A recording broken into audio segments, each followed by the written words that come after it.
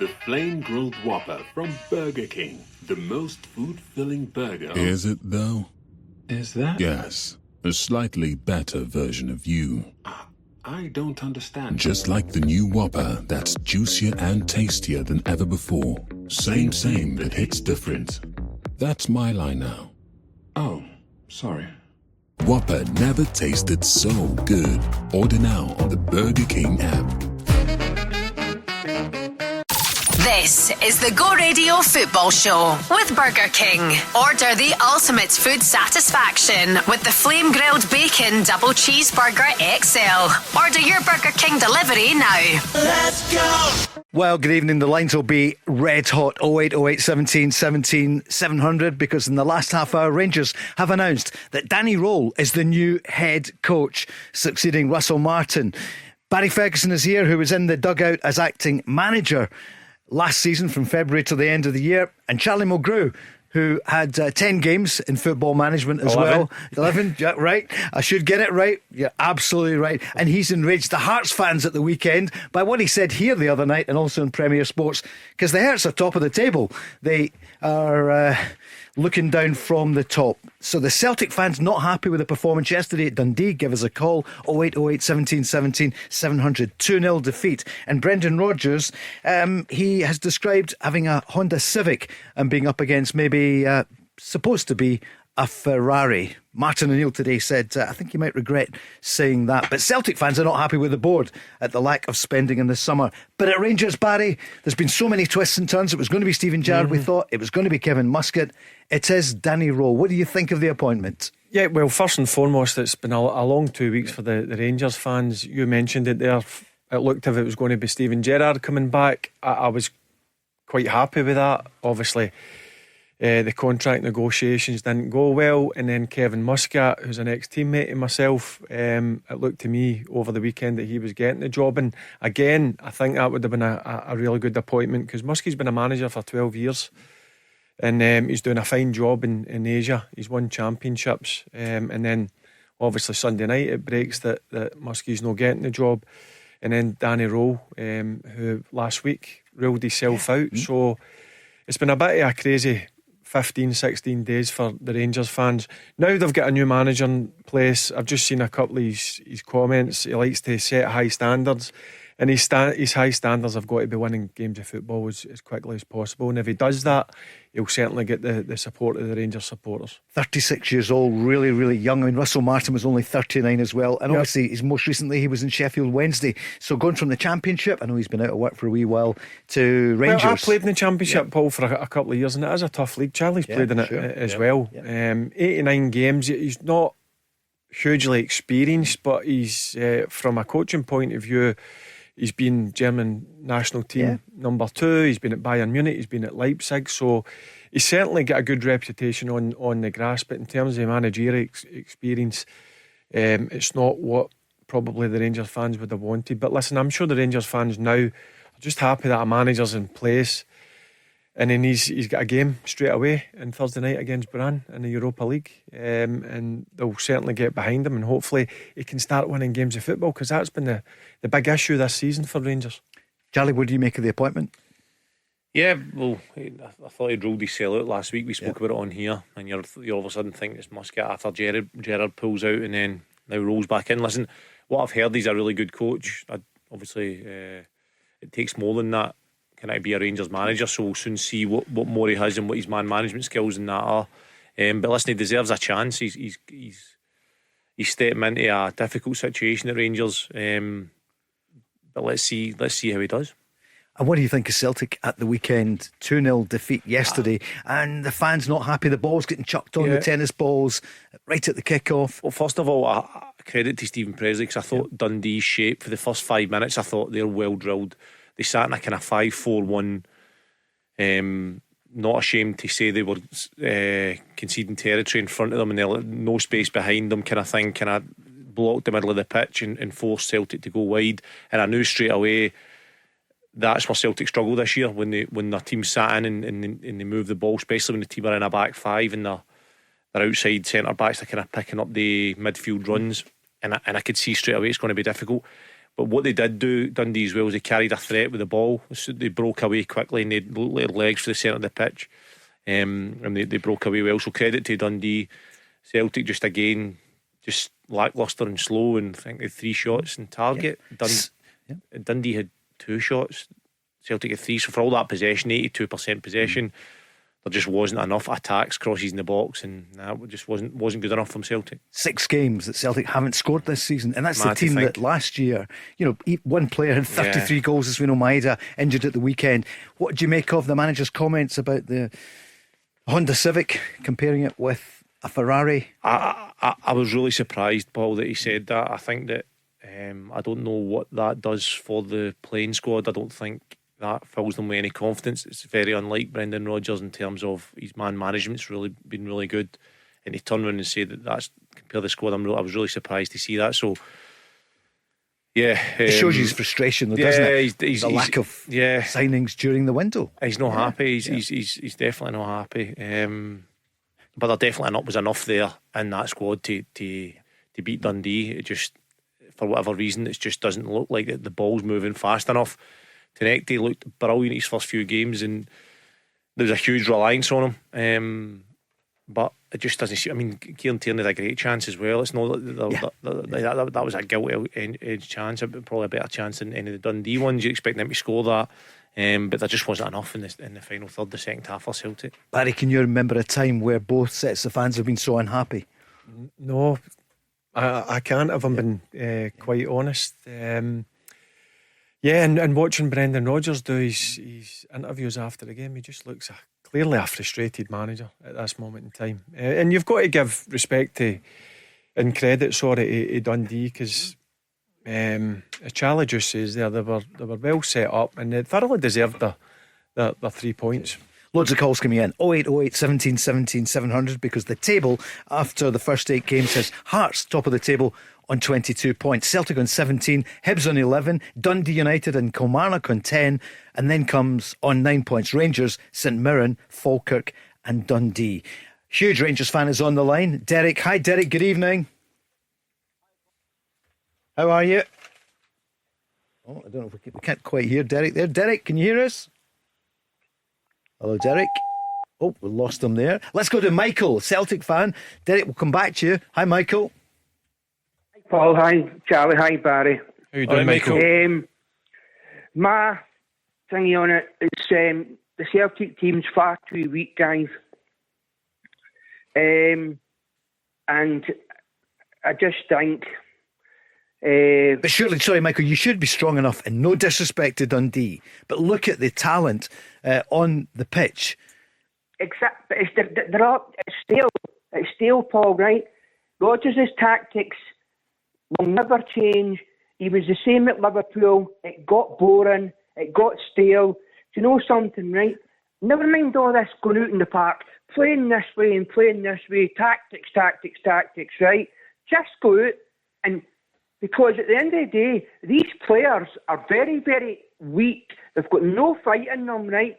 And I'm telling you now, Carter Vickers is slowing down. Liam Scales, I don't care what any of you say, right? The media, whatever, right? Ralston's no got it, right? You'll never be a Celtic player, right?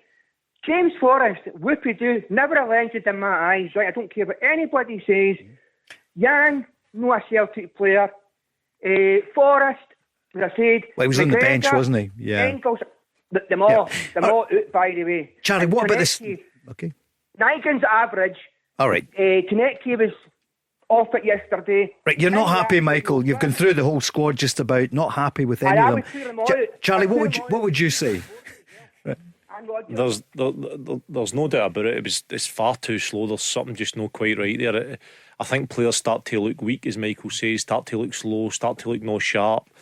When kind of confidence is low and when you're not moving the ball quick enough and get, that's been a problem the whole season. I mean, when's the last time Celtic were at this stage of the season in 6 games without scoring a goal? It's hard to kind of exactly put your finger on what's happening. My opinion is the ball's moving far too slow. There's not enough times. A couple of times in the second half, Kieran Tierney takes a touch and puts it in the box, and it causes all sorts of problems. A ball's in the box, nearly get a penalty. I know it hits the boy's face, but you need to make teams defend, and I don't think Celtic are doing that anywhere near enough. Graham Spears had a great piece yesterday, came out in his podcast. He said Celtic are becoming, he was at the game, Celtic are becoming masters of going nowhere with the ball. Loose passing, moves breaking down, right to left, left to right, move the ball back to Cameron Carter-Vickers or Liam Scales, try again. He said it's sheer, tedious, repetitive failure. And yet Brendan Rodgers is the man who brought Celtic, unheralded domestic success when he came the first time, and then last year and the year before as well, a double. Should have been a treble. Last year. For me, the centre halves are touching the ball far too many times. So why is that? Any actuals hardly did touch the ball yesterday. It's because teams go that deep sometimes that the space is taken back out to your centre backs, but that's fine to switch the play. Then I think against Partick, Celtic done it brilliantly. They switched the play once. Tenecti got it and he went at the fullback. There was runs, there was forward runs, there was penetrating runs, there was crosses, there was balls in the box, there was making teams defend. Yesterday we just go one side, come back, go the other side, and it's as soon as you move the ball far too slow, especially through the centre backs, teams can adjust. If you come through the midfield and you penetrate quickly up to the striker's feet, things move a lot faster. You make them defend, albeit you might give the ball away a bit more, but you need to try things to score goals. I just think it's far too slow. Yeah, it's pedestrian. You've got to move the ball quicker, and you've got to make the opponent move around the pitch. And if you play at a slower pace, that's right up Dundee Street. They were set up very well. You've got to give credit to the manager. They were well drilled, and they hit very well in the counter attack as well. But it was very pedestrian, and that's something that I've noticed with Celtic this season. But Michael, you're absolutely right. Your team should be good enough. Some of the, maybe not the effort, Charlie, would that be unfair? There's something wrong at the moment with that squad. No, I don't think it's like an effort. It's effort. I think that just when you lack a wee bit of confidence, when things aren't quite right, it's hard to put your finger on that feeling, but you just all of a sudden you look slower. Carter Vickers was maybe not looking as strong. I seen somebody push him off the ball. It's so unlike him. I seen somebody beat him. Just when confidence is low, everything can look kind of bad. Your pace, your strength, your passing ability, skills past a couple at the park. He's been the best player this season, I think, by a mile. How good he's been defensively. Yesterday, it was just Dundee had the kind of perfect game plan, broke on Celtic. Ran them ragged, would that be fair at the back? Well, listen, they just broke on Celtic when they were disorganised and managed to get away, nick balls into loose passes into midfield, and they had legs to burst forward, and that's where the goals come from. Michael, do you still think you're going to win the league? Nah. No. And by the way, I think Celtic will get beat by Sturm Graz on Thursday night, guys, right? Charlie and Barry are correct, right, in what they're saying. Okay. Every time teams have got a game plan, right, Paul, Charlie and Barry, right? Basically, Celtic can't handle it. And I tell you this much, they're in for a shock of their lives on Sunday because Hearts are very, very physical, and I think Hearts will give them a tanking. I wonder if Hearts start as favourite. Charlie? A tanking? Michael said. Fighting top. It's going to be a good game because Hearts are flying high, really confident all over the pitch. I watched them against Kilmarnock. Kilmarnock were the better team the first 20 minutes, and then Hearts came into the game and then scored a goal, and that kind of changed the momentum. The thing is, there's not going to be any surprises when you go to Tynecastle. They're going to be right up against you and try and make it physical, and I think if you're physical against Celtic, they struggle. No, exactly. Michael, thanks for your call. Loads coming in. Derek is on the line. Hi Derek, sorry we lost you. Good evening. Hi, good evening Paul, good evening Charles, good evening Barry, how are you? All right, Derek. How you doing, Yeah, Derek? good. Are you welcoming the news Danny Röhl as your new head coach? Don't believe it. Back in the Clyde Tunnel. Do you think so? Derek, we'll never know. We will know, hopefully, shortly. There's lots of Rangers fans coming on just now, what they feel about it. Quite a few fans are coming on. Yeah, Charles, it was a Sunday name as well. Ah, nice. Derek, what happened Must there? know him. Yeah, I think this is him back now. We've got a bank of fans. Paul, we'll get to you in a moment or two as well. Quite a lot of Rangers fans, I think, are going to give him a chance, Barry. Yeah, and they will. Yeah. Listen, and I've just seen, obviously, I've got Sky Sports on. Rangers is built on hard work, unity and success. He's saying all the right things, and you've got to give him the opportunity. You've got to give him the chance. And the games are going to come thick and fast for him. Sure are. So he's got the game on Thursday night against Brann, and then he's got the home game on Sunday against Kilmarnock. And listen, if he gets off to a good start and he gets a good result away from home in Europa League, and then gets that first home win against Kilmarnock, then things will look brighter, and the fans will certainly get behind him. Derek, you're on. I don't believe it. The lines are killing us tonight. Do you think No, something is gone.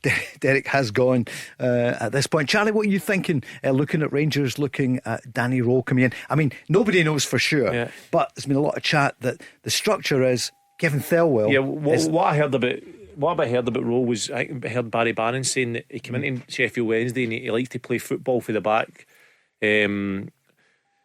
But when he seen the players that he had at his disposal, he decided to go a lot more direct. So straight away you're thinking somebody that's not stubborn in the way they see the game. It's kind of, he's open to kind of playing more direct. So I'm interested to see what he does. I heard a couple of things that he'd done in games where different games you get different tactics and how he sees the game going. So I'm interested to see what he does on Thursday night. Charlie, you've got to be flexible, I think. Yeah. I know you'll have a certain way that you want to play the game, but at times that can't happen. So you've got to come up with a plan B. And I've heard similar where he likes to play the ball on the ground and play out for the back, but if that's not going to be achievable, he'll go back to front. We've got a plan C. That's this line. Hi Derek, you're on. Good evening, Paul. How are you? Go for it. Yeah. So Derek, how do you feel about the appointment? Well, I said to you last week he would have been one of my choices, and I just hope the Rangers fans back him and we don't have the same scenario the way they dealt with Russell Martin.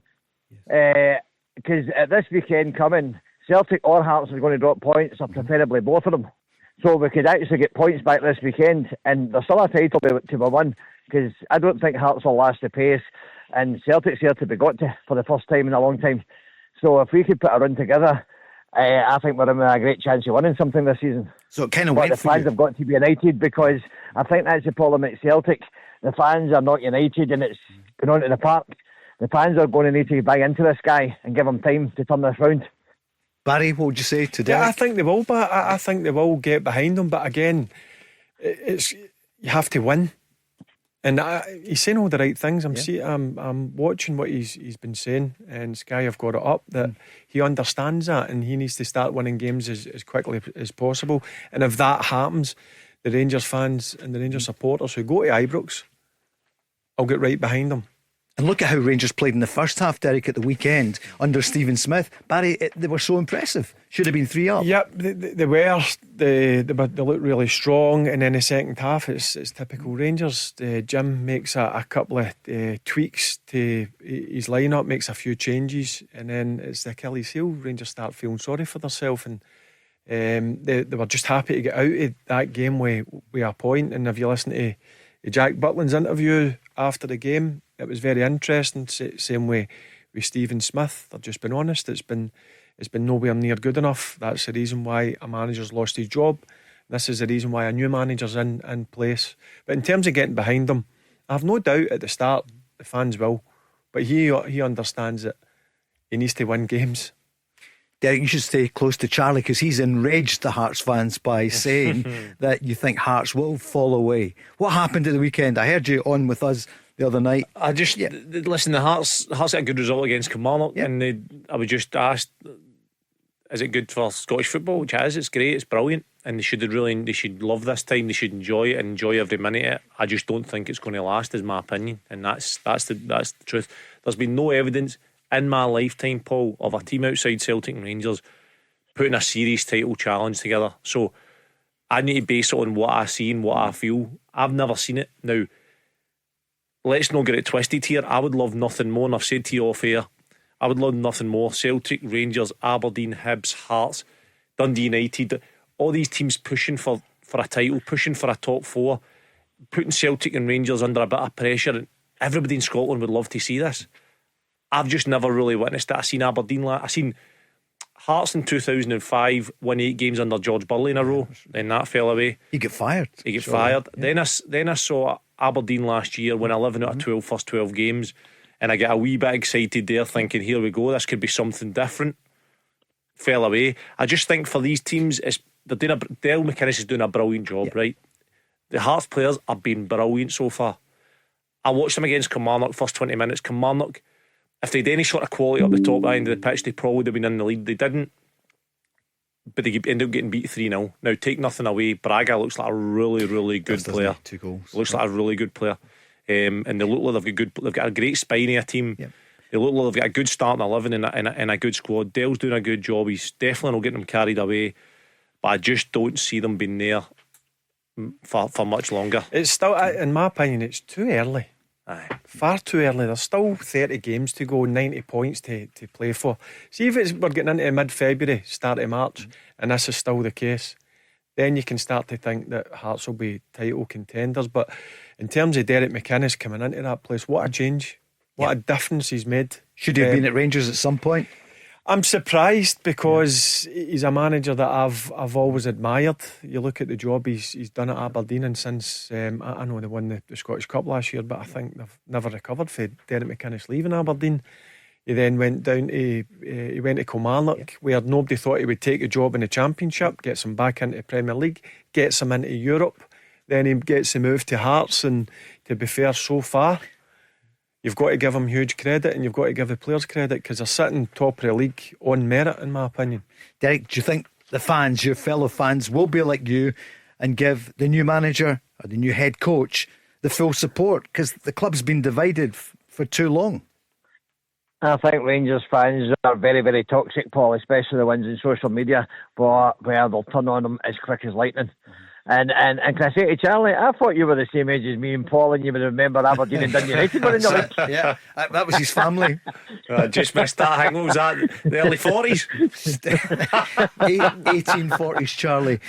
Are you worried, Barry? See, when you look at the table, I mean, it is quite stark. I mean, when we broke the news that Danny Röhl is the head coach, you look at the table, it's hard to believe. But there's 22 still a lot points, of football, Rangers on 9. But still in 4 competitions. Does it worry you a bit, though?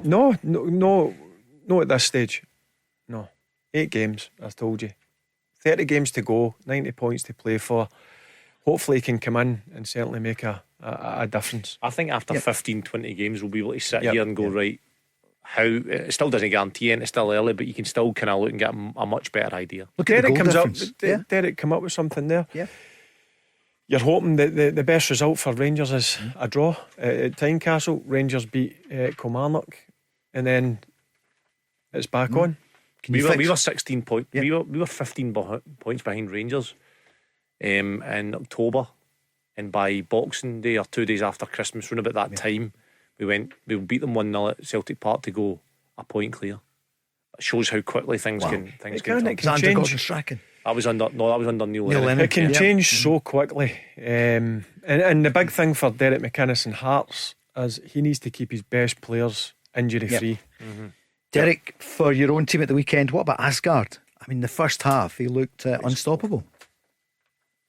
I think that I play there, Paul. I definitely do. And I think maybe a better manager can get. I think if I had a better manager on Saturday, we'd have won the game. I think Stevie Smith was too slow to react to Jim Goodwin's tactical change, and I think maybe if it was a proper manager, it would have made the substitutions quicker and probably not want to win the game. We should have had it won in the first half, but I think there's some really good players there. Maybe with a better coach, they might show up. It's hard though, Barry, isn't it, for young Stephen Smith though to be there, on the touchline. You've got the full weight of the club but you've on got your to give shoulders. him credit for stepping up, Paul. He stepped up when obviously the manager search was going on and people were starting to get concerned. He took the training, he's picked the team. They should have been out of sight in the first half. That's the thing that'll definitely disappoint Stevie Smith. But look, the new manager's coming in, and I'm looking forward to it, and I'm sure and I hope everybody gets behind him, and we get that connection again, because it's important you get that connection for the stands. Derek, thanks for your call. This is the Go Radio Football Show with Burger King.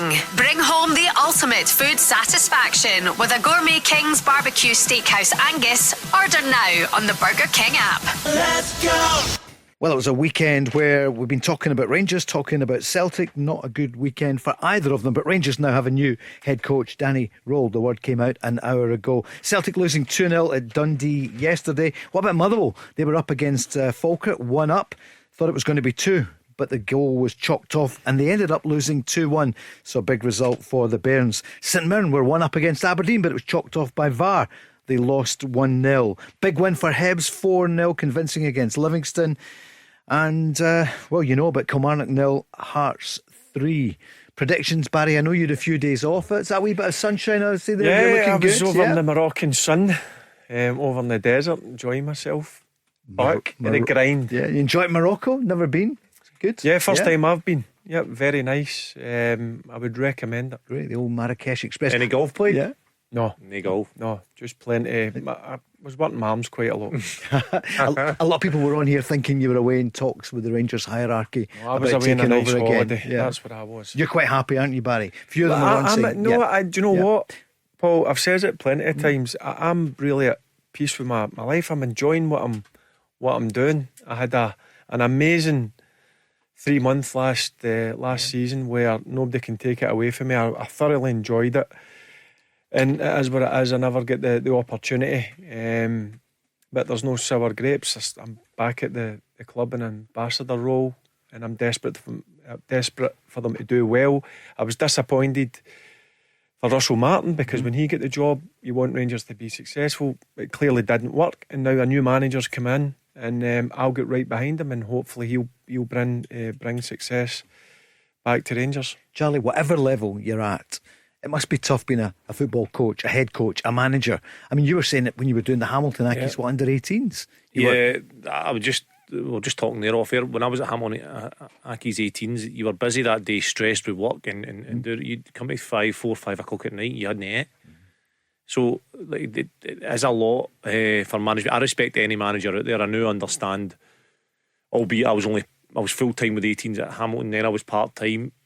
Any full time manager that does that full time job or coach, I totally respect what they do and kind of what they have to go through and the work they put in. It's so much work that it takes, and so much stress and under so much pressure, and a lot of people don't see it. So it's so hard. So I respect any manager out there that does it. Yeah, and the key is having good staff. Yeah.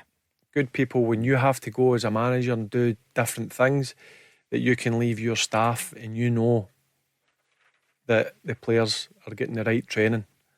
But yeah, it's a stressful job, and even at the highest level, when people are really highly paid, it's tough. And as Charlie says, it's even tougher at part-time level. Yeah. People don't understand it's 24/7 still at part-time level. At least in the big clubs. I mean, you look at Ange Postecoglou and you think, a lot of stress, but now he's had that big payout. Yeah. 6 million. 6 million quid. So he's driving away there going, right, okay, well, it was a lot of stress, but it's worth it. Sadly, at the lower levels, you put the work in, that's no anywhere near that, or it was actually costing me money to get to Kelty Hearts. Was it? But it was just about the same amount of stress. You still put the same effort in, you still have sleepless nights, you still want the team to do well, obviously, because you're then trying to work your way through the just so much work. It's a lot. Yeah, but it's a great job. It is, and funny enough, when people ask me, I really enjoyed the pressure. You like that? I mean, that was you as a player. I don't know why. I just thrived on it, and see when you get a tough result, it made me even more determined. Look, I was angry and I was frustrated, but I would go home and then I would get in the next day. We were in training, sit with the staff, and just highly motivated to make a difference and get a good result after a poor result. Michael's on, he's a Celtic fan, saying, what about Ange Postecoglou? It looks as though Brendan will go at the end of the season.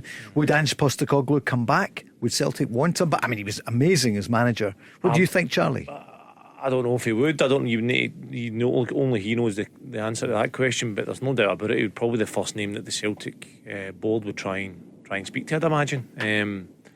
What a manager he was. Actually, when you look at what he done for Celtic, he's like the perfect fit. An amazing manager, forward-thinking, playing manager. Listen, Brendan Rodgers has been a great manager and is a great manager for Celtic. Things just aren't great at the moment, but to answer your question, if Brendan Rodgers moves on, of course he'll be the first. Do you think he'll move on, Charlie?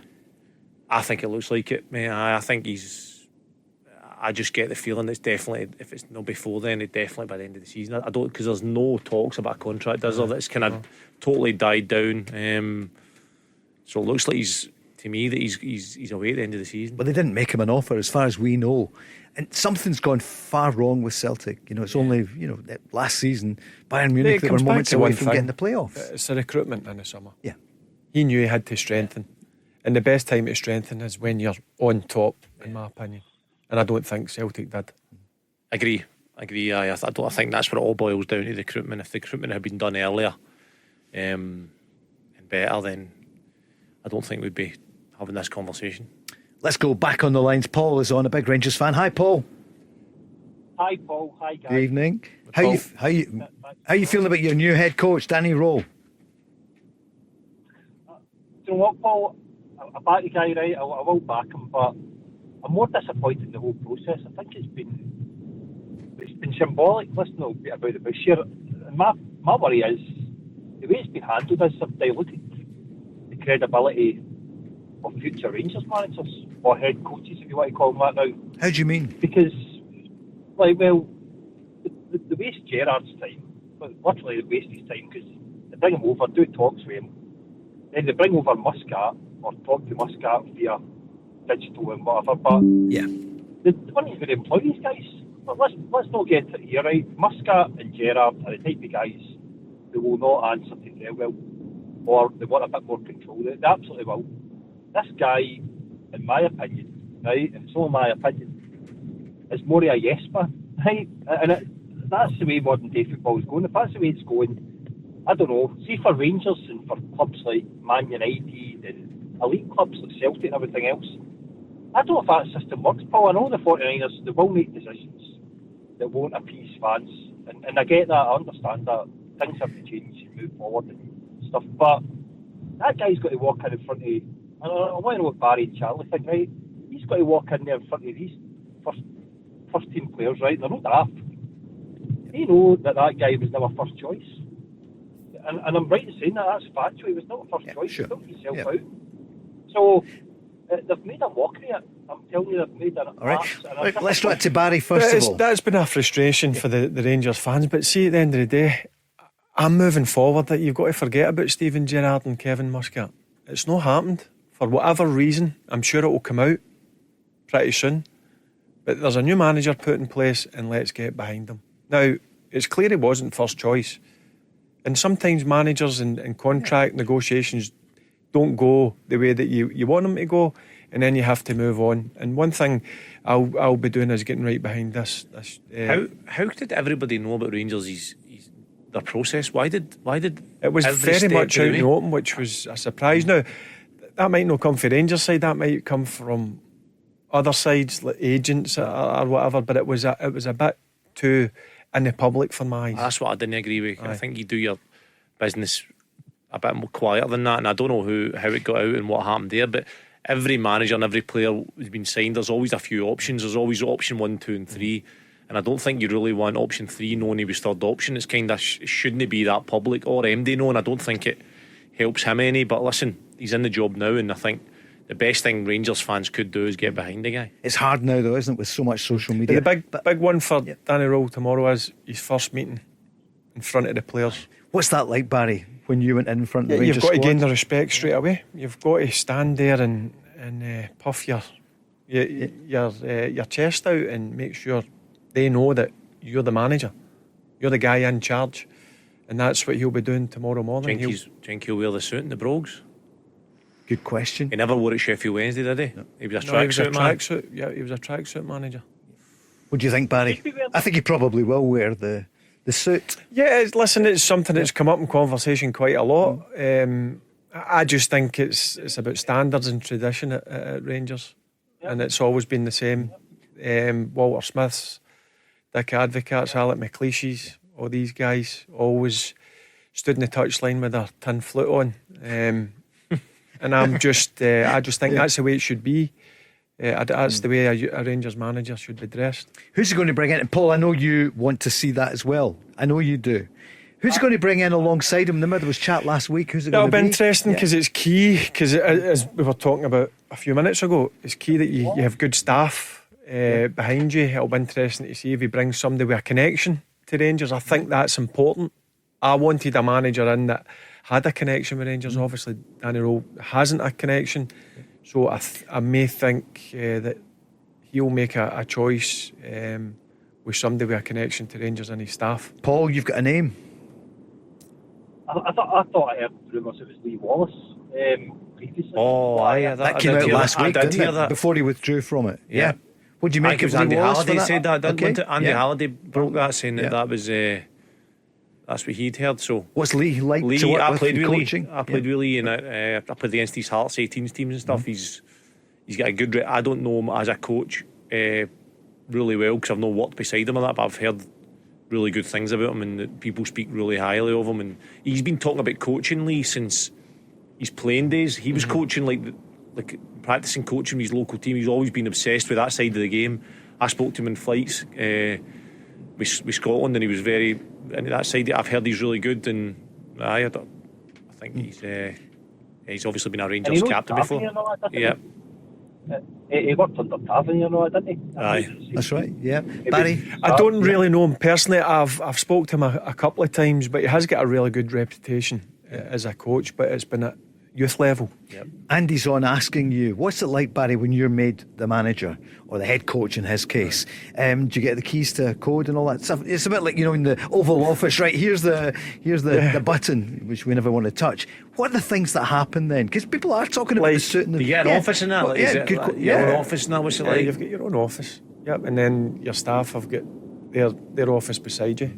Because you've got to hold private meetings with players. Sometimes a player might not be happy that you're not playing them, or if you've got to make a big decision with a game coming up. It's very much like that, right? I like to sit down quietly in a room and eyeball them and give them the reason why you're going to be making changes. Is that a new office downstairs? Because there's the famous one upstairs, which was Waddle, Wallace. Yeah, that doesn't get used. That's just for like when you're signing a contract. It's the office downstairs, just at the beside the tunnel. Used to go up the stairs and interview Walter Smith, Jock Wallace before. And after games, you would go in after it. I would go in and would debrief for the staff, have a glass of wine, and talk over what things we can do better, how well we played, and what we're going to be doing going forward in the next couple of days. Check your shoe size for the brogues.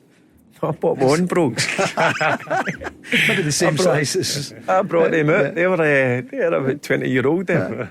He flew in from Frankfurt today, and he had the white shoes on. But I mean, that's fine when you're casual, isn't it? But Russell Martin, they caned him with that, didn't they? The fans weren't happy about it. Right, Paul, what would you say to him? Everybody's got an opinion about it, and I just... me growing up watching Rangers, it was always a case when you looked at a manager at the sidelines, you always had the Rangers suit and tie on. Paul?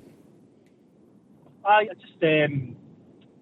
wish him all the best. I'll back him. It's just more the process I was annoyed at, Paul. But can I just ask Barry, when you're talking there, what happens during the games and whatnot? Do you still meet the opposition manager after a game and have a tea or a coffee or a glass of wine or whatever? Does that happen still? Sometimes, but it's so difficult. So because after a game, Paul, you've got so much media to do. See, when you debrief a team after the game for 5 or 10 minutes, you're about an hour and 15 minutes after it, where you have to go and do Sky, BBC, then you have to go in and do the full presser, then Rangers TV, then speak to the written press. So, yep, you're a good hour after the game. So, yep, you struggle to get to meet the opposition manager. Because that was really something managers liked, wasn't it? They'd but there wasn't much media back then. No. I mean, it's absolute mad. Crazy. I mean, at Rangers, you were 3 pressers a week. Paul, are you going to catch Hearts? Are you going to catch Celtic? I'll always be optimistic, Paul. Do you know what? I think I read some of his style, Danny Röhl, in the sense that I think when he's mentioned it there, maybe Charlie, that he adapts to the players he's got. I think Barry Brann said it. So, you know what? I'll back him, and I think, why not? Good man. I'll still believe in it. Cheers. All right, Paul. Thanks for your call. The Go Radio Football Show with Burger King. Try the new and improved Whopper, bursting with flavour and juicier than ever. Let's go! So in the last hour and a half, Rangers have a new head coach. They used to call it manager, but it is head coach now with the new 49ers in charge. Kevin Thelwell is the director of football, and the new head coach is the 36-year-old Danny Röhl, of course, who was at Sheffield Wednesday, was with the German national team as well. Barry, you've been looking at his record? Yeah, he was at Bayern Munich, Leipzig. So he's clearly a good coach, Paul. I think he was at Southampton as assistant manager as well. To Hasselhout. That's right. And then he made a decision to go out on his own at Sheffield Wednesday. And I think it's Barry Bannon and Josh Windass have spoke and says clearly they were impressed by him. And you've got to give him a bit of time, Paul. I think it's better to judge him after a few games. But he understands that at Rangers, you're expected to win every single game you enter. In his statement today, he said it's a huge privilege to be taking on the role of head coach at such an incredible club, recognised around the world. He goes on, we have no time to waste. We start straight away, and of course a game on Thursday with Brann, and then at the weekend Kilmarnock. Jim is on the line, a Rangers fan. Hi Jim, good evening. Good evening, Paul, Barry, Charlie. All right, Jim. How are you doing, Jim? Aye, not bad. Not bad, mate. My point is, which I felt was pretty worrying, was the Jack Butland interview after the game on Saturday there, Barry. I seen it. To make of that, because to me he was kind of alluding to people no trying within that squad, and I think it's pretty worrying. And I know you yourself, you had a couple of kind of quibs about certain ones when you were there managing yourself. Is there still that kind of toxic in that dressing room, Barry? No, see, to be honest with you, Jim, I would never have labelled that against any of the players that they didn't try. They always tried. It was just the information some of them didn't take on board at times, and watching Jack's interview after it, I think it's refreshing. I think it's good that he's come across and been honest, and he's just concerned that how dominant you can be in the first half to basically a different Rangers team in the second half against Dundee United. That's a concern, where I think you've got to do it for 90 odd minutes. You can't just turn up for 45 and expect to win games of football. You need to do it for a longer period of time, and that's the thing where I think Jack's been frustrated at, that how well you can perform in the first half. You should easily be 2 or 3 up, right? That's not the case, but you're still 1-0 in, 1-0 up, sorry. You go out in the second half and you've got to produce that same level of performance, and unfortunately Rangers didn't, and they were lucky in the end to get away with a point, which is a frustrating thing for me, Jim. I thought the game changed on Saturday there, Barry, with the wee guy Sybil. I thought he got in Raskin's face, and Raskin couldn't handle it. I thought it flung his game out of place. I thought Raskin was at fault for the second goal. I thought he was ridiculous the way he kind of jogged back, tried to shut the boy down. I thought it was terrible. I thought Dundee United's level of aggression in the second half was obviously Jim Goodwin's went in at half time and gave them a bit, because they were too standoffish. They let Rangers dominate, and I just thought they were more aggressive. And when they're being aggressive against Rangers, if you've seen this season, when a team's aggressive against Rangers, they tend to struggle a wee bit, and that's something that needs to change again going forward. Charlie, what did you make of it? He's got a good rapport with the Rangers fans. He doesn't hide from them, but he said if we don't start winning games, the season's going to be over. Butland, you mean? Yeah. Yeah, well, he's just been honest. I mean, I didn't hear his interview, so I don't want to comment on what he said. But if he's been honest about having to win games, and everybody knows that they need to win games, and you don't do that by not fighting and not rolling your sleeves up.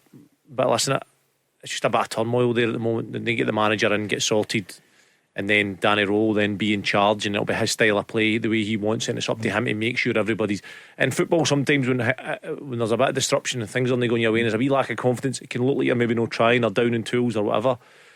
But when there's somebody there in charge and things need to get done right, then you might see a different sort of performance. But first half they were brilliant. Didn't see it, just heard they were really good, and they need to find ways to continue that for the 90. It's a heavy shirt to wear, and if you can't handle it, because there's so many demands and expectations put on you, and rightly so, from the fans, you've got to be able to handle them, and I don't think this Rangers team is handling it particularly well.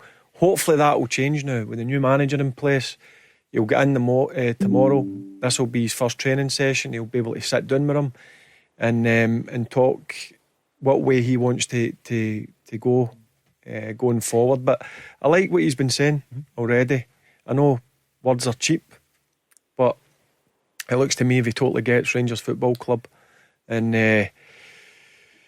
he's wanting to set high standards, and that's what Rangers have been lacking. We'll find out soon. Jim, what do you feel about the appointment? Got to give the guy a chance. Yeah. But I think, as that last caller alluded to, I think the process has been a bit worried. Again, all this carry on, I'm fairly aging, and I think it's been a chore going to watch Rangers, and it's not something that I'm proud of it, and it's been terrible having to force yourself to go and watch Rangers recently. It really has, and hopefully things can get better. I do believe that there's players in there, but I felt Jack's comments were a wee bit kind of worrying about certain ones no pulling their weights. See, they're not going to pull their weight. Get out the door. It's the same with Farwell and Stewart. There's a lot being directed at these two just now. The fans are not happy, and I don't think the process is kind of got the fans on side either with the way that this has been dealt with this manager. But Barry, it's clear that the process is, certainly with Kevin Thelwell, he's the football boss at the club at the moment. Yeah, he's a sporting director. It's just that it's been frustrating for the Rangers fans. I mean, that's 13 days since Russell Martin departed 15 days, since he departed the club. And obviously all the talk with Stevie G coming back, that no happening. And Muscat, who I thought would have been a really good appointment, but now you've got to leave that in the past and get right behind Danny Röhl. Could you have worked in that structure under a director of football? Listen, I'm not going to go into details. It's clear that some managers can and some managers can't.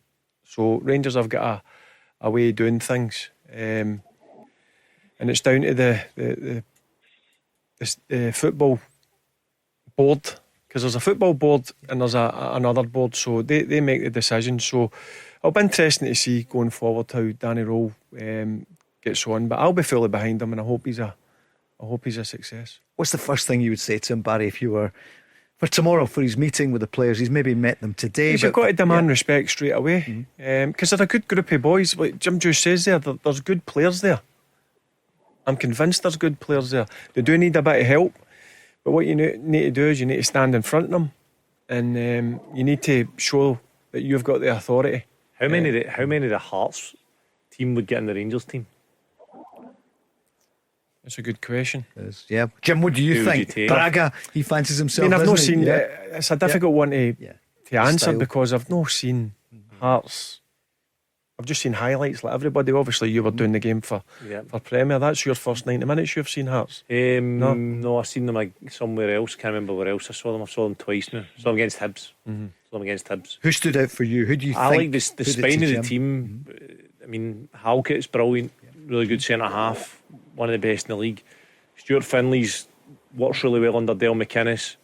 The two midfielders, Beringame and Devlin, technically no brilliant, but see two people knowing their jobs and getting up against midfielders. The amount of balls that Beringame wins in there, and Devlin picks up, and they go and rat about and win things, and then you've got Shankland and Bragg up front, right through the spine of the team. That's the most important part of your team. You've got to have a strong spine. If you've got a strong spine, you're halfway there, then you can work round about it.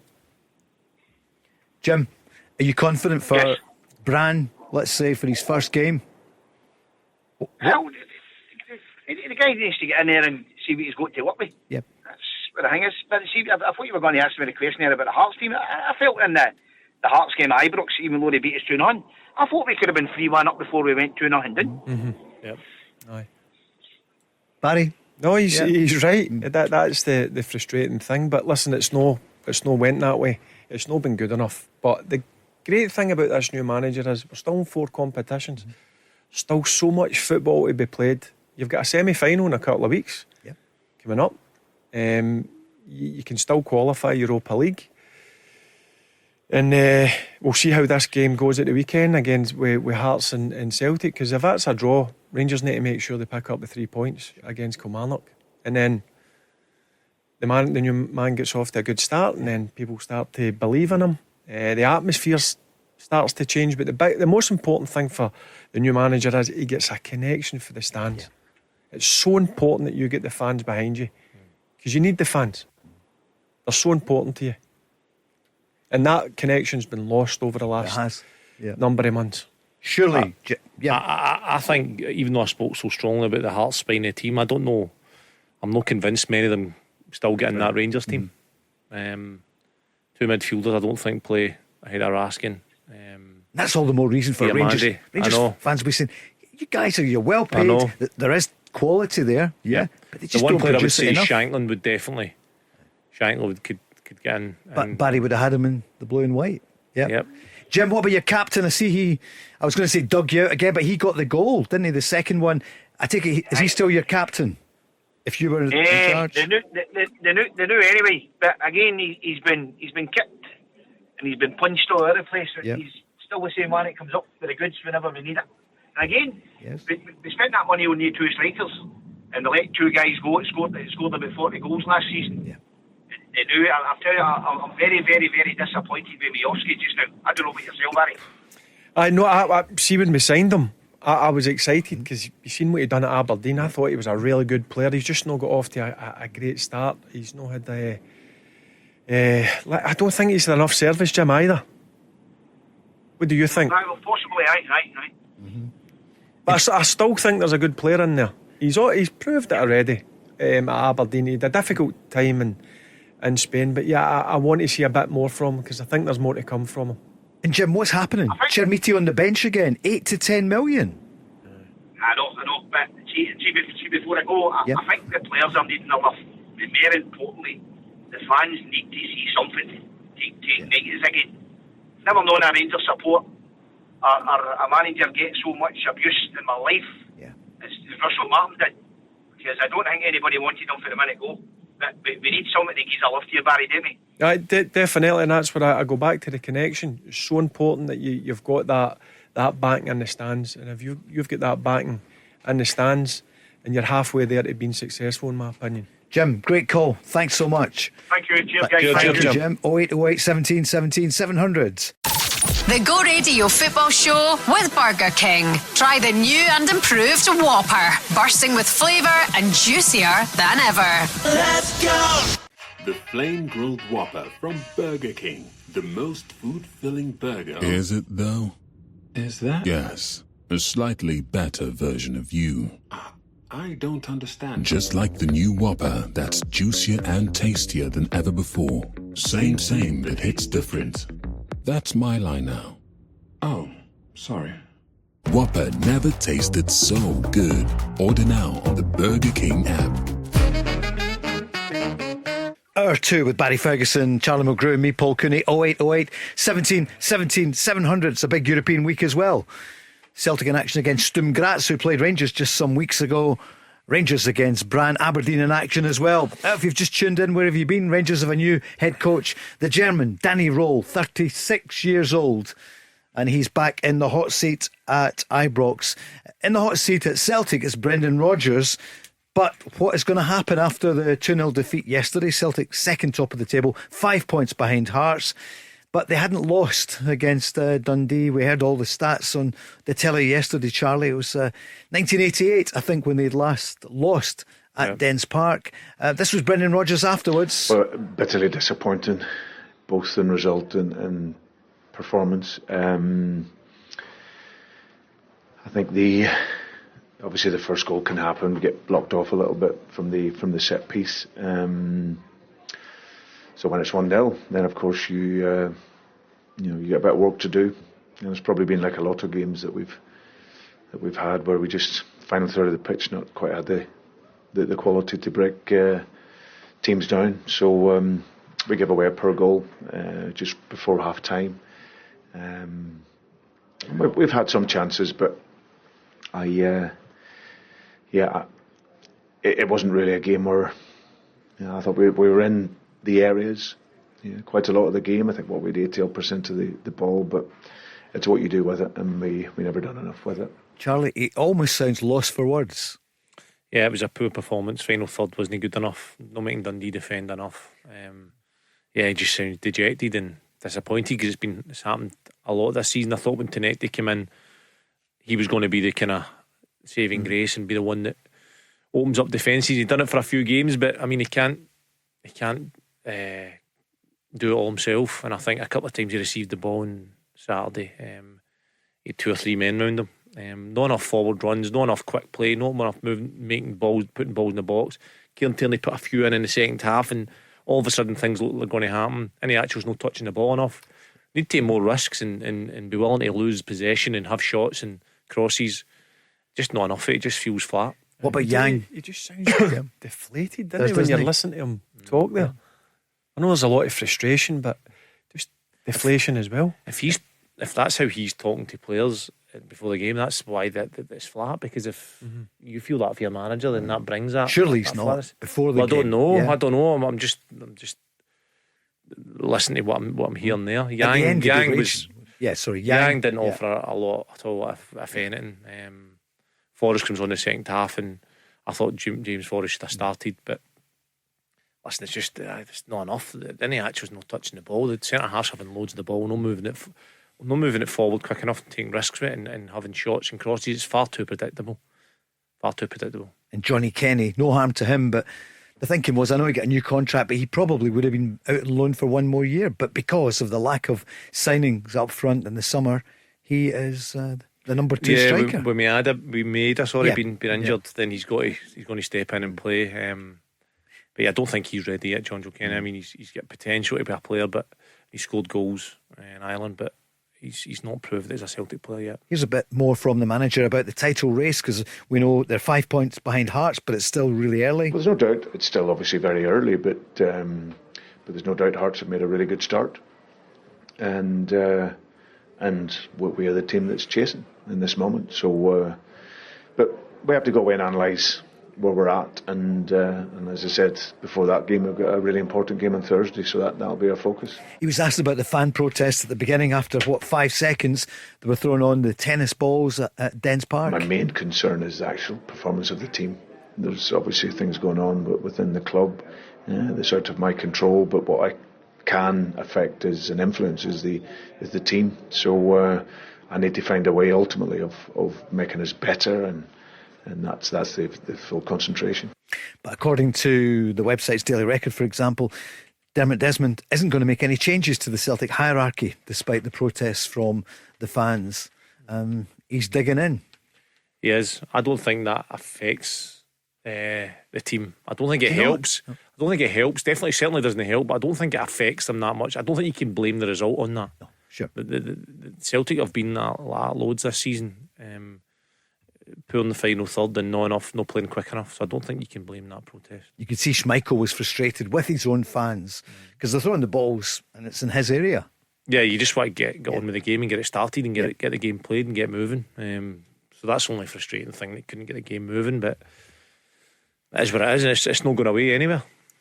Barry, is that part of the Rangers story then? Are you saying, right, wait a minute, Celtic have been so far ahead of Rangers, we know that, 13 titles out of 14, but there's something wrong. There's a fracture at Celtic just now. So if you're Danny Röhl, and are people briefing him today saying, look, there is a chance Celtic could be the way it was in 2021 when they collapsed, 25 points behind Rangers? Yeah, as I said, there's still so much of the season to go.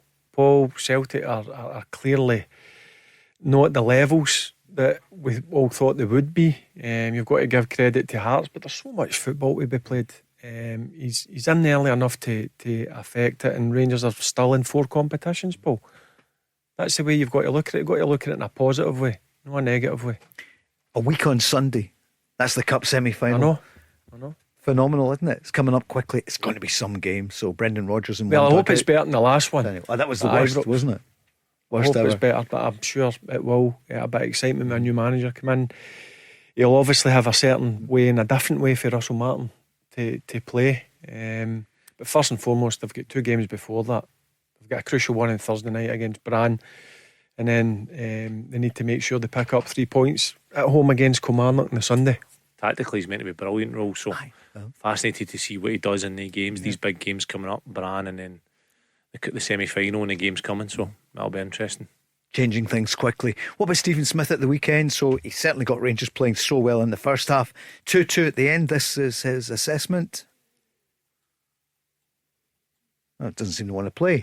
But overall, Barry, he must have been thinking by half-time because they played so well in the first half. I'm sure he would have been really pleased with the performance, but I'm sure at half-time he would have been on it, the players. That's the first thing that would come into me. You need to keep the levels. You need to keep the standards high, and it's just been a case of Rangers that they've not been able to do it for a period of time. Why do you think it wasn't so good the second half? Did Dundee United press higher? Aye, and to be fair to Jim Goodwin, I thought they were a lot more aggressive as well. Further up the pitch to get into Rangers' faces. He made a few changes for the bench that definitely made a difference, but it was a game of 2 halves. It was just like a different Rangers team in the second half, and that's the one thing that I'm sure would have frustrated Stevie Smith. Trapanovsky made a difference. Let's hear from Stevie Smith. Quite difficult. I think we played at a good level in the first half, good intensity. Probably a wee bit frustrated at half time that we weren't more than 1 goal up, and then the game changed in the second half and we didn't change with it. So disappointing in the end. I think to go from the level in the first half where you're thinking you should be 2 or 3 goals up to coming away at the end where you're probably lucky to get a point is quite frustrating. What did he say to the players at the end? When you've only worked with the group for, I think, 4 or 5 training sessions, it's quite difficult, but it's not my job to go in at the end of the game and rant and rave at this moment and dig people out and shout, but I can only give them a bit of advice from the tough moments that I've had here. And I think in those moments when the game changes, you probably go back to your default mode. I would say that, but not just on a Saturday. So the standard has to be there every time you train. And then when you go back to that default mode, you know you can stick together when the moments get tough and you can come out the other side of that. And Barry, I liked what he said before the game. Look, it's about winning. And that's something you always say. I couldn't care less in terms of it's a bonus if you play really well. Aye. And you have 70-80% of possession. It's all about winning. It's about finding a way to win. And Stevie Smith's spot on there. The intensity was there in the first half. It was nowhere near that in the second half. He spoke, but obviously when he spoke after the game, we didn't know about Danny Röhl. In fact, it was Saturday, wasn't it? The word came out, it's not happening with what we thought was going to happen. Sunday with Muscat. It was Sunday that came out, yeah. Yeah, so you're obviously thinking that Kevin Muscat's going to be coming in, but obviously it didn't go according to plan. But again, you need to, that's in the past now, Paul. Sure. He was asked, can the new manager turn it round? I do, yeah. And that people might say that's very optimistic and understand why. But I've seen enough in the first half performance and enough in the training days I've had, which has been probably 4 or 5 training sessions, that there is good players there and it can turn quickly. But as I say, I mentioned that pre-game that time's running out, it has to be now. And I thought that would have been today and after the first half. I felt like at that point this could be it, but it wasn't to be. Yep, there is good players there, I agree, but the mindset has to be different. It's got to be different. That's been the issue. They've got a far better squad than the league position suggests. Yeah. So Danny Röhl's job is to get the best out of these players and make sure he gets them feeling confident. However he does that, whether it's his tactics, his man management, however he does it, belief in his style gives them that sort of motivation to go and express herself and feel free to play at Ibrox. That's his job, and we'll soon see if he's up to it. Mark's on saying Charlie up front's a worry for Celtic. Those 6 games that they've gone with no goals. It's kind of unheard of, isn't it? Yeah, and I know. I don't know if you can just blame it in the actual, because I just don't think that he gets enough of the ball. I'm just about to say that. Do you think he's getting enough service? No, I don't. It's similar to what Jim about the Rangers caller about Miovski. I don't think they get enough service into the box. That's what strikers feed off. Is service. I watched the Celtic game and I watched the Tottenham game later on. You see a lot in football now, but in that Tottenham game, when a lot of balls are going in the box, Villa and Tottenham are putting balls in the box, there's bodies in the box. I just feel like Celtic are turning back and going back and going back and going back to the other side, and it's easy for teams to move and adjust. You need to take more risks. I think more risks, more long passes, more crosses in the box, more bodies in the box, more shots, more dribbles. Tenective's a shining light. Early on. Now he's got 2 or 3 men with him. Now if he's got 2 or 3 men with him, can he move it quick and go to the other side? Because there must be space somewhere else. I just don't think that's happening enough. Jota can't come back quickly enough for Celtic. They've missed him so badly. Massively, he'd be great, but he's not going to be ready to January, is he? At least that'll be start. I mean, how long will it take? But then again, you're talking about Jota. He's got a serious knee injury. You can't expect him just to come in and be flying straight away. It's going to take him a bit of time. And they're saying January. I know what it's like with a serious knee injury. It's when you've got a time frame in your mind that you're going to be back. Sometimes you hit a wee bit of a stumbling block, and that's going to be the case. I don't think you can expect Jota to do it until next season. Really? Yeah, because it's 2 months or so. Like you've been out for so long, and he'll need to get up to speed again. He'll need to do a full pre-season, and by that time they're halfway through the season. If they're expecting him to come back to the same January. I heard January, but I don't know. It's been quiet. They haven't said, but that was last we heard. Barry was January because they've really missed him. He's been a big miss. Look, he's I call him a difference maker. When he gets in that final third, he can light up a game. Another left winger, but yeah, sure. I know the whole down the left hand side. Charlie, it's going to be fascinating because assuming then that, because normally when a manager came in, you'd think, right, okay, that's the change. Let's say at Rangers just now, but the way things go, look at Ange, 39 days. So let's hope Danny Röhl does well. Would that be fair? You would expect a period of change there and they improve. And at Celtic, it will come. January's not that far away. What's going to happen in the transfer window? Because Celtic need, is it a rebuild? Is that too strong? And are they going to give the funds to Brendan Rodgers if we he's can talk leaving? about the window, but there's still a long time to go between now and the window. Yeah. So I think we should forget about the window and work out how we get scoring goals and attacking more fluently in the final third. Celtic need to concentrate, focus on that and fully start talking about windows and everything already. There's a bunch of players there that are really good players that need to be allowed to go and express themselves and go and play with a freedom and a quickness, and that needs to happen firstly, and then in the window take care of itself. What changes would you make if you were in the dugout then with the squad?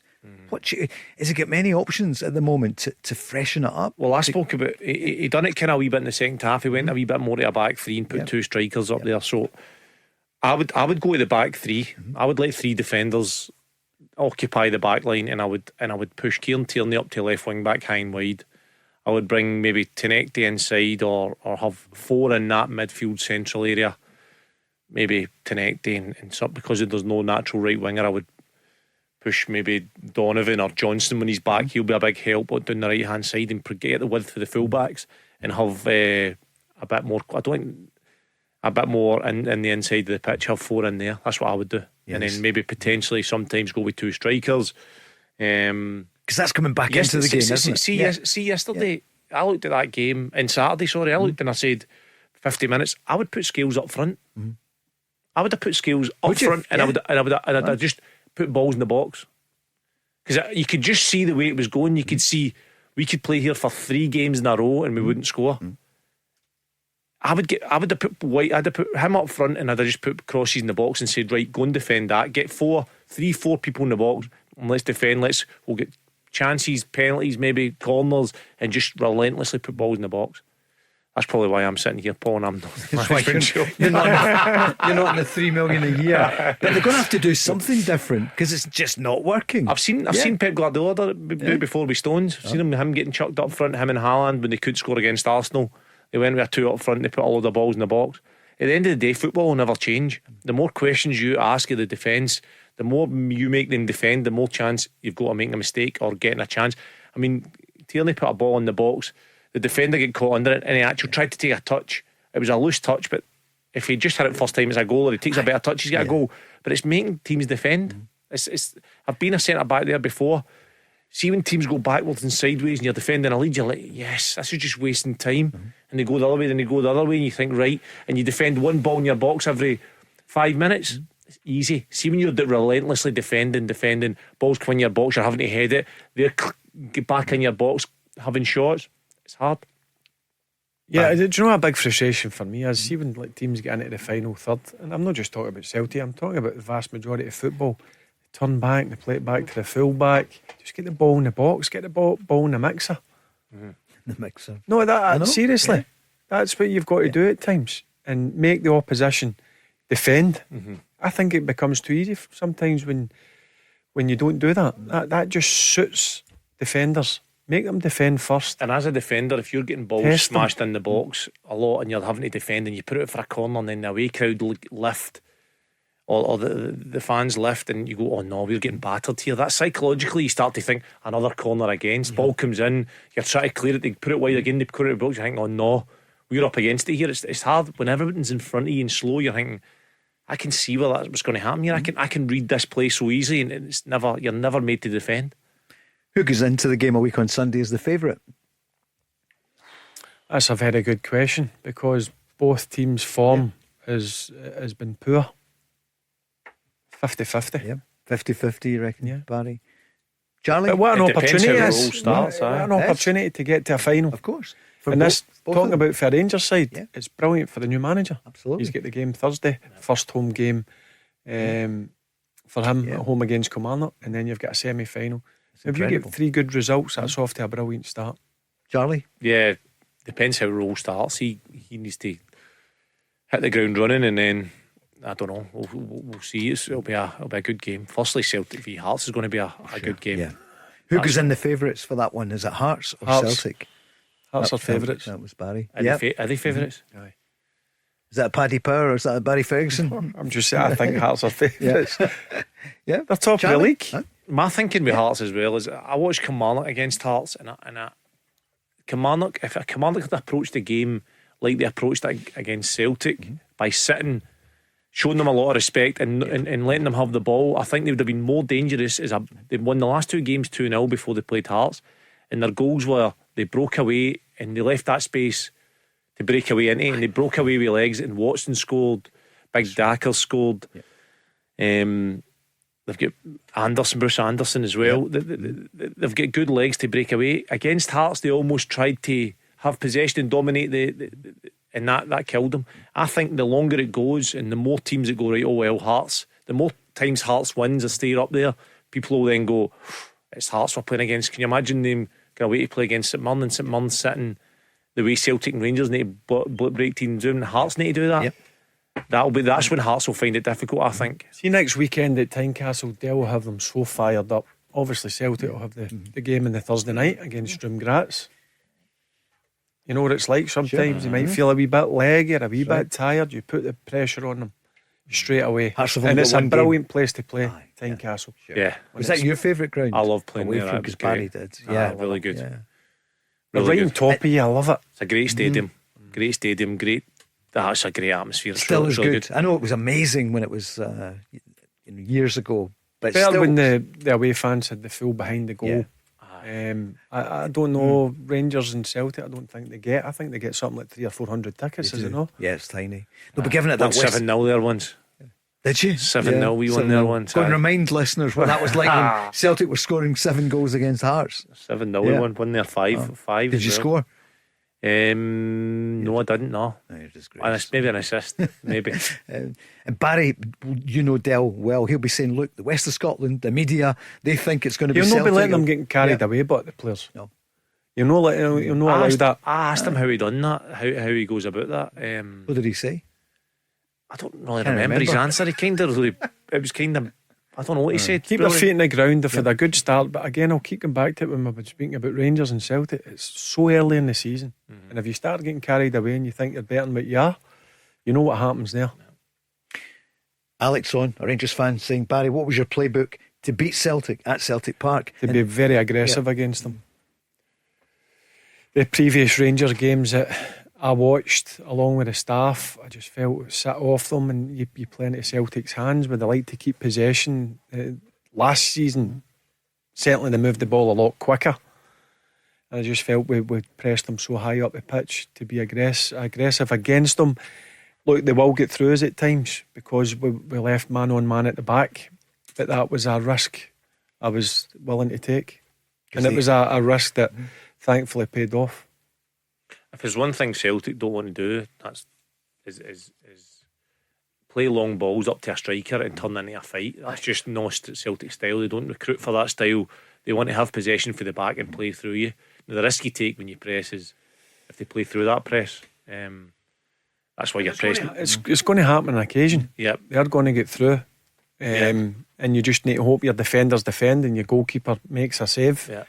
But I just felt against Celtic being aggressive, I don't think they enjoyed that side of the game. I think Rangers will be the same. Yeah. Rangers are the same. If having been at Celtic and played against Celtic, and the same with Rangers, having played against Rangers, when you're playing out for the back and you see that teams are pressing you almost have a sigh of relief. When you see teams getting right up against you and in your face, you're thinking, when you think about pressing, you're 70 yards for the opposition goal. Like, your best chance of probably winning the ball and getting a goal. If you're going to press high up the pitch, your set up behind that press has got to be spot on. Yep. The only team in Glasgow that won at the weekend, we'll talk about them in a moment, it was the Jags. This is the Go Radio Football Show with Burger King.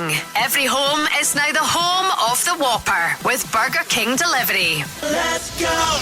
On the day when Danny Röhl is appointed as the new head coach at Rangers, formerly RB Leipzig, Southampton, and many other parishes. He was in Bayern Munich as well.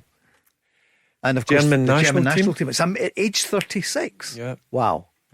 I know. He's had a lot of experience as a coach, not so much as a manager, but it's going to be fascinating to see what he's picked up along the way in his coaching journey and what tactics and type of management he brings to Rangers. Barry, a lot of Rangers fans are coming on saying get right behind Rangers because they need it now. 13 points behind. I'm sure they will, Paul. And look, if it gets off to a good start and they start winning games, that's when the fans become like the 12th man. You need the fans. You need the. It's important that I always say about a connect, and they need to get that connection back. And you're only going to do that by winning games of football, and he'll know that. A weekend when it was Dundee 2, Glasgow 0. Okay, Rangers drew 2-2 on Saturday with Dundee United, but Celtic losing 2-0. Charlie, your old club, Partick Thistle, the only winners in Glasgow at the weekend. You play with Partick? Yeah. No. Were you not at Partick Thistle? Briefly. Briefly. Coaching. No. I got offered. Exactly. It's still time. It was my last offer before I retired was Partick Thistle. But no, not a previous club. But Mark Wilson's the manager there, though, isn't he? Doing a great job. Yeah. Doing a really good job, isn't he? He's in there with Alec Ray. That's right. Alec Ray, of course, who was at Ibrox. O'Sheen Smith is saying that there's been dust-ups on the training ground, and it's just fueling their ambition, that they're right up for it. They've got who? At Partick Thistle. Yeah, is that right? It's in the paper here, insisting the training ground dust-ups are driving Partick Thistle's title ambitions. It's in the record. It must be true. Yeah. So that must be Alex Ray battling people. And against Ross County, Barry. There's nothing up like a wee ding dong in the training pitch. Never bothered me. I think it's actually a good thing. It shows you how committed your players are. And they're doing that. They've got United tomorrow night, and if they win, they could be joint top up there with St Johnstone, who were. That's a surprise one, wasn't it? Yeah, wasn't it? Yeah. Arbroath beating them 3-1. I thought, to be honest with you, I thought St Johnstone would have ran away with that, but it just shows you that if you're not on it, it's a difficult league. Hard place to go, Arbroath. You don't want to go on a windy. Have you played there on a windy day? I played there a couple of times. It's the windiest ground, isn't it, in the country? It's horrible. I don't know what it is. It's right next to the water. It's just a hard place to play. What about Ayr? It's not that. Yep, good. He's windy going along down there. Good win for them. 2 wins in a row. Beat Race Rovers 2-0 last week. Then win this week again. They're in a bit of a roll. They're going well. Queen's Park. Sorry. Yeah. The Fairman as well, winning 2-0. Yeah, it was a good win for them in the derby. And Neil Lennon needed a win, didn't he? He did. He did. They weren't scoring a lot of goals. They don't score a lot of goals, but he'll be over the moon with that 2-0 win. Queen's Park and Airdrie, Barry, 0-0. So that was the scoreline. That's a good one to miss. Yeah, you missed that one. Nothing to worry about there. A lot of Rangers fans on asking about what his style is like, Barry, for Danny Röhl. He adapts to again. Yep, he adapts. And you like that. You like that. I think you have to be flexible when you're a head coach or a manager, whatever way you want to put it, Paul. And sometimes I think you've got to surprise the opposition as well, because if you've just got a certain way of playing, that's easier for the opposition to set up against you. So I'm looking forward to see what he does to the team on Thursday night, because he only have a couple of training sessions before the Brann game. But I think he'll put his own stamp on the way that he's going to play going forward. Woolley is on saying, do Hearts have a chance? Are you going to give them any chance to win the title, Charlie? No. None? No chance for me. I think that taking nothing away from what they've done so far, but we're only 8 games in, and I've said, Paul, there's been nothing in my lifetime that's shown that any team outside Celtic and Rangers can mount a serious challenge. So I was born in 86.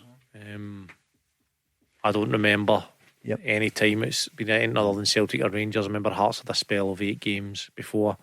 Aberdeen last season. I'm sure there's been 2005. Sorry, aye. Oh no, yeah, I remember it. 86 was around the time when Hearts nearly won it, wasn't it? And then Celtic won it right at the end. It was up at Den's. It was goal difference or something. Somebody told me about Celtic. that. So Celtic were played at St Mirren. Absolutely had to win by 5. Hearts played at Den's Park. That's right. Yeah. It was Albert Kidd that scored. I once said that in the radio. Rangers Celtic's player of the year that year was Albert Kidd, and somebody said, he never played for Celtic. I said, no, I know, but he scored for Dundee against Hearts.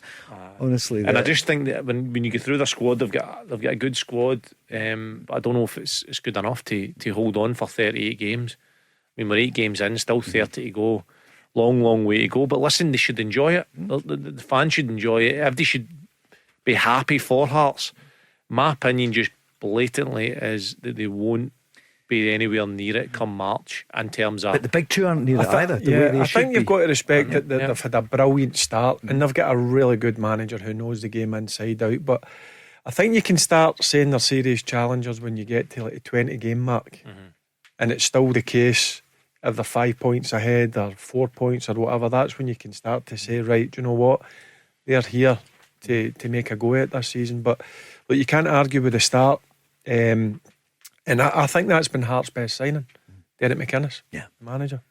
And their fans should be happy that the media are playing it down, because it takes the pressure off them. But they're from Edinburgh. I know. They wanted. Well, listen, they're not happy with me. What are they saying to you that you can tell us? I can't read it. Yeah. I can't read it. There's been some too much. There's been some. There's been some funny comments, and they're not happy with me. Simple as that. They seriously think I don't want them to do well, but I'm actually quite happy that they're up there. That's a funny thing. I'm quite happy that they're challenging. Listen, I don't want them to win the league. Let's not get it twisted like that. But I'm happy that they're challenging and they're adding something different. I just think that will by March they'll be significantly behind. Oh, that's a big call. Yeah. Yes, a big call. Big call. 8 points. I said by March they'll be 8 points away for whoever's in the lead. And who is going to be in the lead? Rangers. Hibs at that point. Barry straight in. Hibs. I think Hibs will finish above Hearts. Yeah. Do you? There's one for you. just saying Hibs finish above Hearts. Oh, he's stoking the fire, right? He is. Do you really? Yeah. I mean, they won 4-0. I'm not going to be surprised. Yeah. Hibs have got a good squad. Hibs have got a really good squad. You could argue Hibs' squad's better than Hearts. Well, there's something he's I'm doubling down on Yeah, that. Don't back down, double down. Yeah. Well, look at the derby just 2 weeks ago. They've riled them up. 0-0 Riled until them up. injury time. I heard it in Radio Scotland. I thought, oh, it's been a good afternoon. First half was, they don't speak like that, Radio Scotland. First half was Hibs, second half probably Hearts. And then right at the end, Yep. There was mistake nothing in, and absolutely they scored. nothing in that game. But that's a sign of a good team. Aye. That's Yeah. go right to the end. And it was a great goal for Halkett, who's been a big player for them this year. He looks as fit as I've ever seen him. Craig Halkett obviously had a bad knee injury, didn't he? And he was out for quite a while, but he's a big player for Dale. The two centre halves do things really simply. The simple things really well, which I was impressed with him. The two midfielders. That's the thing, Charlie. Football's simple. Yeah. I think it's made complicated at times. They won their headers, they cleared the ball, simple passes, nothing fancy. Two midfielders just dogged in there, win the ball. Braga, the work that Braga puts in. You like him, the Portuguese. I mean, Maeda's probably the last player I've seen put that amount of work in. Yeah. He runs, he is everywhere, and he scores 2 goals. He gets what he deserves. Shanklin takes the ball in well, good player. Yeah. The left winger, Kazaridis, I think his name is. Right, good player. Really good player. Obviously, Kingsley left back does well. They've got a decent enough squad. But from Glasgow's point of view, Barry, we're talking about Hearts. Could they win the title? The way Celtic have gone off it compared to last season is worrying for Celtic. And Rangers, are they going to turn it round? Is the head coach, the fact that we keep having to Well, you think just need to wait and head see over the coach? coming weeks, Paul. Yeah. Because he doesn't make the signings then. It's clear, I think. No, he's coming in, and obviously it's not his players, Oh, sure. but it will be his players now that he's the Rangers manager. So he'll need to spend a bit of time and have a good look at them and watch how they perform in training. Surely it can't get any worse for Rangers. I think that's the reason why it's a good job. Great time to come in. Because you're sitting in 6th place and now you've had a really poor start to the season. And the way that I would look at it is the only way is up. Do you think they'll make the top 6, Rangers? He gave Billy Dodds an even worse or better pass. He says to Billy, if it was you and Barry, do you think you could keep Rangers up? Something like that. I said Dick Muscat can keep them up when he comes in. I know. You need a bit of humour in football. You do. We have it here, yeah. But the Hearts fans We'll finish above Celtic this season. Yeah. Will he finish above Hearts? I tell you, I know there's a couple of games before it for both Rangers and Celtic, but could go either way, couldn't it? semi-final. Yeah. That's big, isn't it? And for Celtic, there's quite a few Celtic fans on It's as so well. important, Paul. I know it's a trophy that a lot of people probably look down on, but I think it's that getting that first trophy is so important. So important. Look what it did for Ange, 4 or 5 years ago. Yeah, it is. Winning that first one. Yeah. Listen, it's the least of the three, but it's one that everybody wants to win, especially Celtic and Rangers, who the fans demand that they're in these finals and win these games. So it's a huge semi-final. A Celtic fans on here, there's quite a few messages coming in. I can't see the name on him, but he's saying the next manager for Celtic, probably next season, will be Sean Maloney. Where's that coming from? I don't know. It's been going round for a while, hasn't it? I can't see that. How can you go from Ange Postecoglou, Brendan Rodgers, no disrespect to Sean Maloney, who was a cracking player, but he doesn't have the body of work as a manager at Hibs and Wigan to be the manager of Celtic? I can't see that. Yeah. I've heard that rumour, and that's gathering a wee bit more pace. I've heard that a couple of times now, but no, I can't. He's see out that of management now anyway. He's the loans manager. He's the loans manager. He's Celtic loans manager. I can't see him going for that to the manager. Although, I don't know. I don't think he will, but stranger things have happened, but I mean, surely not for Celtic. And Brendan Rodgers, what does he do now to turn it round? You know, Russell Martin went up Conic Hill. I'm not saying that. I mean, what does he do? It's the final third stuff, innit? Yeah. It's what happened in the final third, and it's moving the ball a bit quicker. I think he's kind of said that himself. So it's just having ways in which they do that, and trying to get the best out of the players by maybe changing it up a wee bit and putting more crosses in the box and making teams defend and getting the ball forward quicker. I don't know. That's what his job is. His job is to get them firing in the final third, however they do that. He spoke yesterday about clearly the lack of goals. And like I said, it's my responsibility. I need to try and find a way to give that back to the team. And people will look, we've got players of a profile of speed and dynamism and goals that aren't there, but it doesn't really matter now. I have to find a way to make this work with this group of players, and at the minute and today it didn't work. And of course, it started with the protests by some of the Green Brigade and the Celtic fans. What about the potential frustrations around the club? It's my responsibility to try and ensure that on the pitch we that we get back to getting better performances than what we did today. We haven't performed consistently enough to a level that we would want. We've got some results and had moments of good football, but I didn't think today we were fast enough and dynamic enough in the game to work against that low block, and that's something that we need to analyse and look at. And now we've got a massive game on Thursday to be better in. They've got to be better, Charlie, haven't they? They've got to be, and having known Brendan Rodgers, kind of looked at the stuff he does and spoke to him.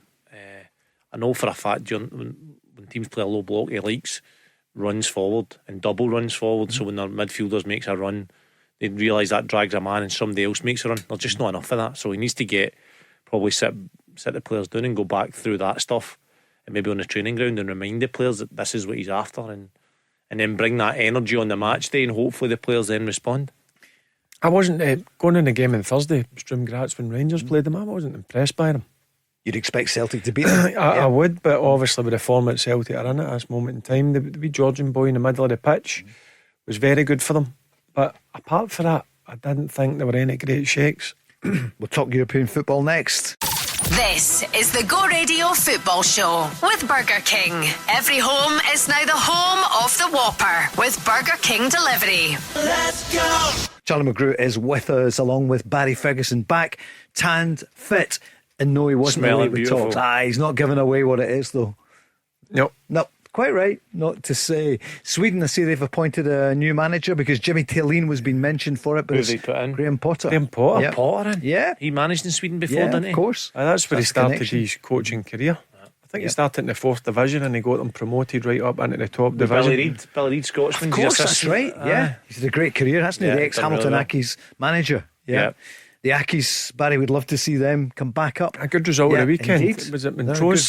They're on a roll. Yeah, they are. It's just sad to see them out of Hamilton, if I'm being honest with you.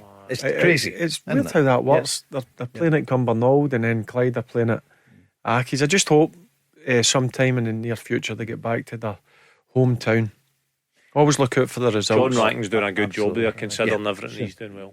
Just looking down south, Liverpool, they obviously lost the big derby. That is the biggest derby, isn't it? In English football, Liverpool, Man United. Didn't you see that one coming, Paul? First minute as well. The first goal.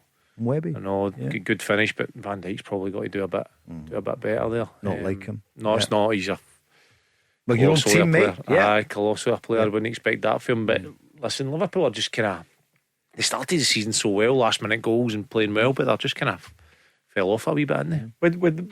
What did you think when Van Dijk came? Did you obviously didn't know of him? Didn't know him, so you're thinking 2.5 million, big man steps in, you're thinking, right, he's huge, colossal, big man. What's first of all, you go, right, what's his fault's going to be? Because you've got him for 2.5 million.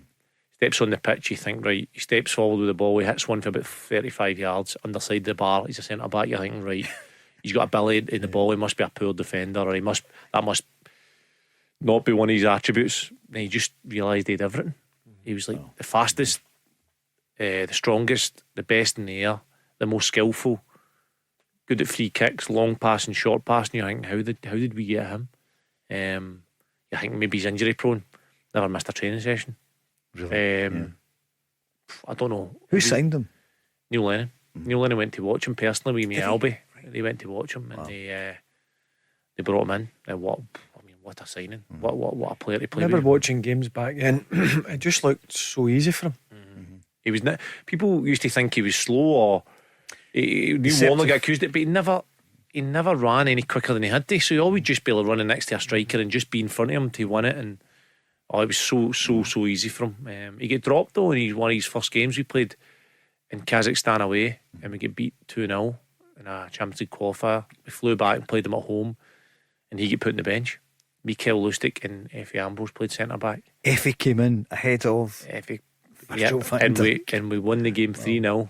Yeah, but the big man learned Kairat, quick. Yeah, Kairat Almaty, that's right. Yeah.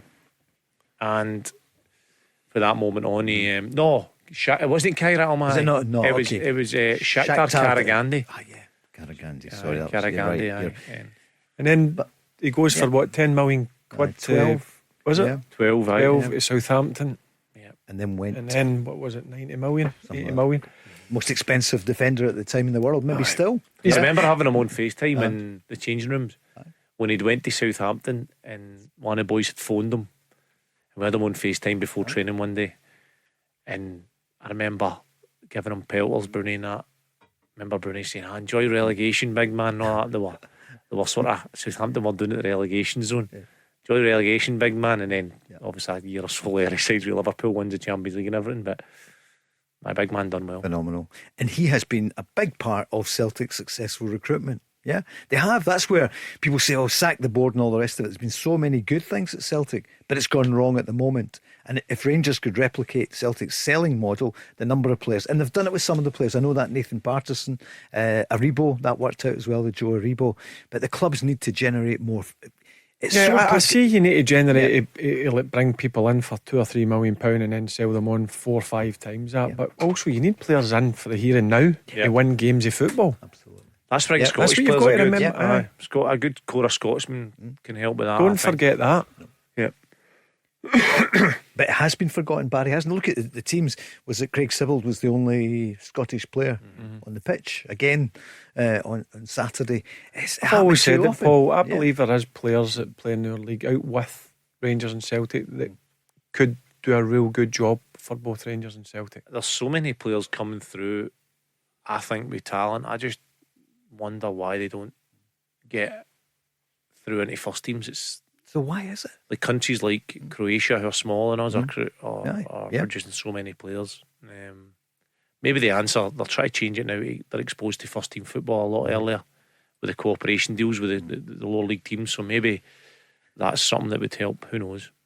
I think it's important for 17, 18 year olds to get out and be playing, should you say, men's football.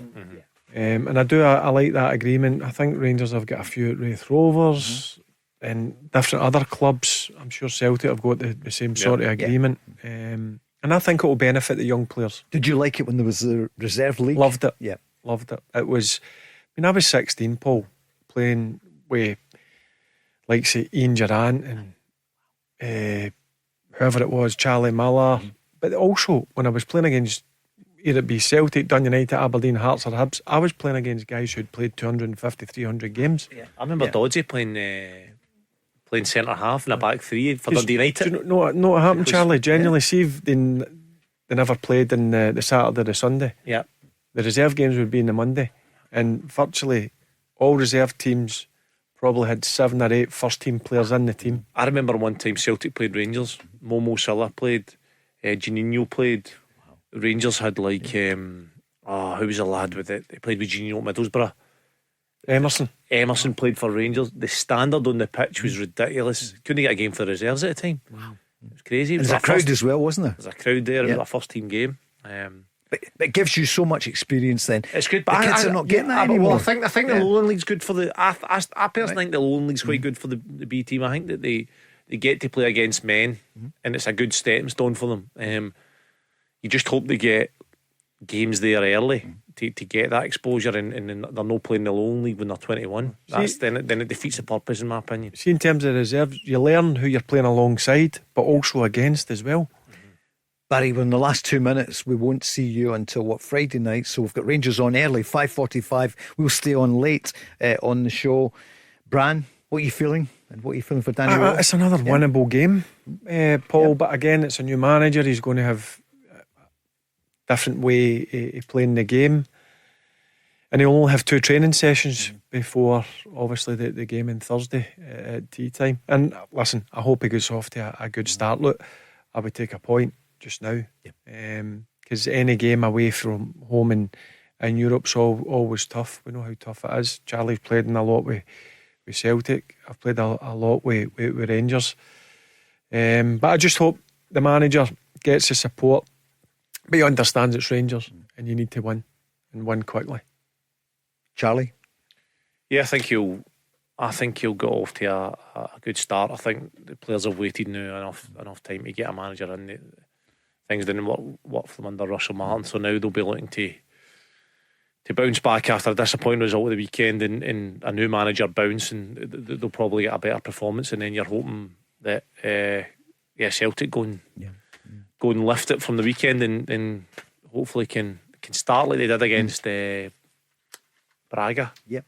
Started brilliantly. Yeah, you're back on Wednesday anyway, so we'll speak to you back Wednesday, beforehand. Charlie, and for your old team Celtic, they have to, I mean, they won the late goal the other week again. That's the problem's been scoring goals. Yeah, you couldn't have imagined. You did say the other night it was going to be tough at Dundee, but you wouldn't have thought they would have lost 2-0. I said tough, but they would win 1-0. I didn't expect that. I thought Dundee were absolutely brilliant, taking nothing away from them. The game plan was executed class, but Celtic need to start moving the ball quicker and being more